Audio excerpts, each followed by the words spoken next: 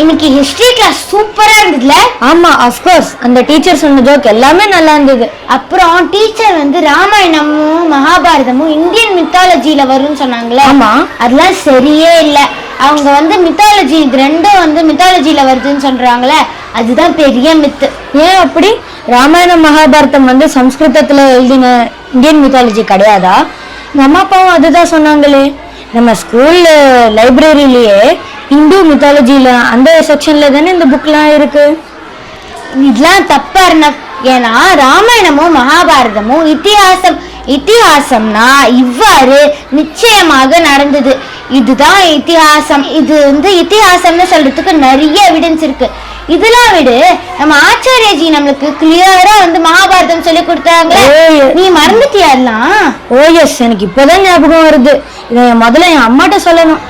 அது மட்டும் இல்ல, இப்போ நம்ம ஆச்சாரியஜி பெரியவங்களுக்கும் நம்மளுக்கும் வந்து சிம்பிள் தமிழ்ல மகாபாரதம் சொல்லி கொடுக்க போறா. அதுவும் போய் அம்மா அப்பா ரிலேட்டிவ்ஸ் கிட்ட எல்லாம் போய் சொல்லு. ஓ, இது ரொம்ப நல்ல நியூஸா இருக்கு. என்னோட இன்ட்ரெஸ்ட் நல்லா ஏறிடுச்சு. எப்போ இந்த கிளாஸ் நடக்கும்? வர விஜயதசமி அக்டோபர் 2ல இருந்து நடக்க போறது. எவ்ரி தர்ஸ்டே ஈவினிங் 7 to 8:30 சுவாமி வித்யாரண்யா சத்சங் ஹால்ல நடக்க போறது. நாங்களும் சேர போறோம், நீங்களும் சேருவீங்கல்ல?